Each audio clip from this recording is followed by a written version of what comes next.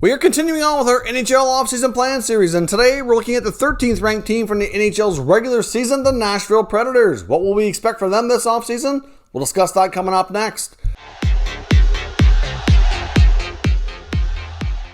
So welcome back to another video here at Top Shelf Hockey. As I mentioned, today we're continuing on with our NHL offseason plan series. We're looking at the Nashville Predators and deciding what they should likely do this coming offseason. So we're going to start things off by analyzing their regular season stats, take a look at their cap space, any expiring contracts they have as RFAs or UFAs, and take a look at the top questions facing this franchise going into the full swing of this NHL offseason. So let's kick things off here with a regular season review of the Nashville Predators. So, of course, the Nashville Predators finished with a record of 31-23-2 for 64 points. They had a -3 goal differential. Obviously, the Preds had not a great start to the season. At the halfway point, many figured the Preds were going to miss the playoffs, and there was a lot of talk of David Poile selling off many assets and really taking his team more towards a rebuild and selling off, like I said, many players at the deadline. So they turned it around in the second half. They held on to many of their players, and they actually ended up making the playoffs, even though they ended up with a first-round loss against the upstart Carolina Hurricanes. Now,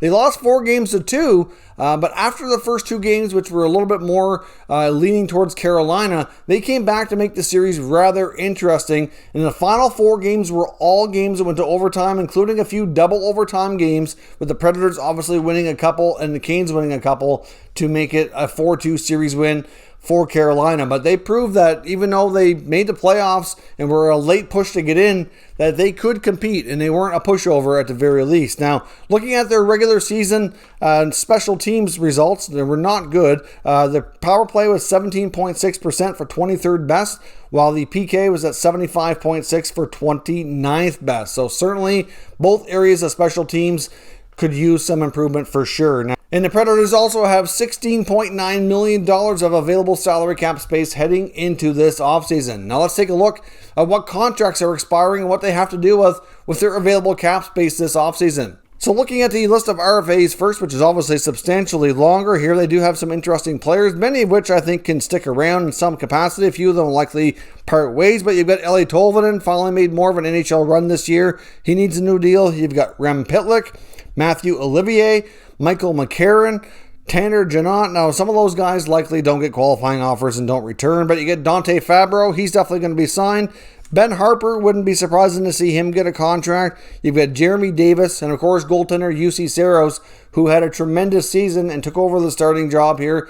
Played a solid role for the Preds between the pipes this year and should get paid on a fairly longer-term deal if possible will work out. And they also have goaltender Casimir Kaskisio, who was mostly their number 3 goalie, played a lot on the taxi squad this year, has only seen a few NHL games the past couple of years. He was with the Maple Leafs organization prior to being with Nashville, and even though he's not a guy that's really well known and really plays a lot, he does have a very unique personality and actually has a pretty successful and interesting YouTube channel. He's vlogged quite a bit over his experience in the past couple of years, and I'd recommend you check him out. It's just under his own personal name here on YouTube, so if you haven't done so already, I'd check it out. But he has decided to sign back in the SHL. He's going to go play in Sweden. He put out a video discussing that, and that he's hopefully going to make the NHL a thing in the future and return someday. But at this point, he feels it's best for his development in his career to head overseas and play in Sweden, where he can get a more regular role at hopefully a higher level here. Now, looking at our UFAs, we've got only a couple guys that signed 1-year deals this year, including Mikael Granlund, Eric Howla, then of course you get Brad Richardson and Eric Branson, who they acquired at the NHL trade deadline. So hard to say which of those guys return. It really boils down to which Nashville Predators team are we going to see? What direction is the management, including David Poile, going to take this franchise?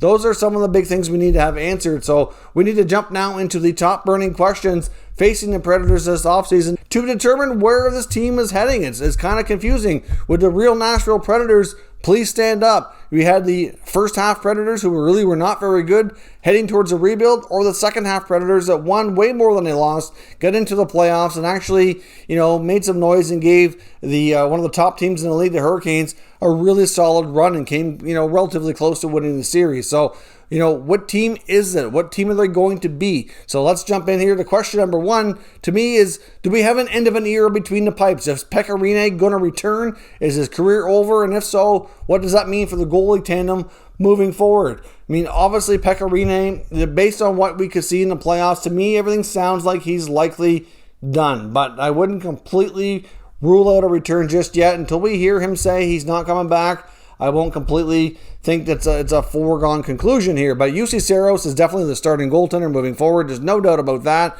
He had a really solid year. He's not a finalist for the Vezina. I do believe he's at least in the conversation. And once we see the full voting results later on, I wouldn't be surprised if he's just a couple of spots down past the three finalists. But if Pekka Rinne doesn't return to Nashville, he's had one heck of a run, one heck of a career. It'd be hard to see him playing anywhere else. It is possible he could go play back home in Finland as well. That is a possibility that I believe he's discussed before. And if he does leave, then I would suspect that the odds are that they'll likely try to sign another veteran goaltender on a short-term deal to be the backup. The next burning question is, do we see the Predators do anything and move on from either their top $8 million center icemen? They've got Ryan Johansson and Matt Duchene, both making $8 million apiece, and neither one of them play like $8 million centers. They've both been disappointing. Johansson's been there longer. He did look a little bit better in the playoffs, but still, neither one of these guys have really lived up to the bill for what they're getting paid. We also saw the same happen to Kyle Turris. The Predators have had a really difficult time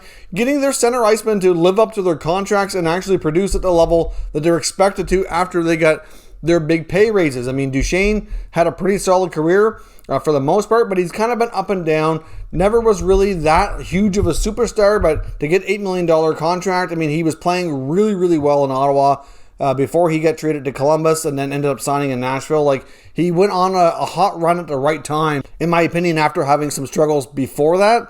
And you know what? I think they're having some regrets there. And Johansson, he's a good player, but he's not an $8 million player. So I would not be shocked if either of these guys find themselves in a new team next year. But the only problem is, who's going to take them? I mean, nobody wants those contracts when a player's not producing. So buyouts are still quite expensive, given the term left on the contract as well. But I would not be one bit surprised to see GM David Poile at least explore the possibility, if he can, to get at least one of these contracts off the books, because neither one of them has worked out. They could really use a top centerman who could actually earn their paycheck and, be a top offensive producer for them. They're desperately missing that in this lineup. The next burning question is, what are we going to see on this blue line? If they're going to head towards a rebuild, will we actually see the Mattias Ekholm trade that many thought was coming ahead of the NHL trade deadline? He was one of the top players on trade bait boards across the NHL, and then the Predators started winning and they went in a different direction. So as I mentioned earlier, which team are we going to see next year and what direction is the management team going to be taking this team down? I mean, Ekholm should either be extended or traded. He's got 1 year left on his contract. He's at a very valuable amount that a lot of teams are going to be interested in if they put him back on the trade market. I think they could get a pretty good return for him, which might be best if given their overall situation. To me, even though they had a solid second half run, they made the playoffs, they showed they could compete. But, can they keep that up with this current roster as is? I'm just not sure. And if they have an opportunity to move a player like that, it might be for the best. Now, before there was word that they might even be willing to trade guys like Ryan Ellis and even Dante Fabro as well. I'm not so sure we're going to see anything like that happen at this point. But a guy like Ekholm, who's going to be needing a new contract within the next year and likely wanting a fairly, good raise, to me, it only makes sense to move him along. But the next burning question for me is, what team are we getting next year? Are we getting the second half Predators or the first half Predators? And to be honest, I think a lot of that's going to be determined by the answers to the other questions here and what direction everything goes down. I mean, to me, you still have to have concerns if you're David Poile after the way the first half of the season went.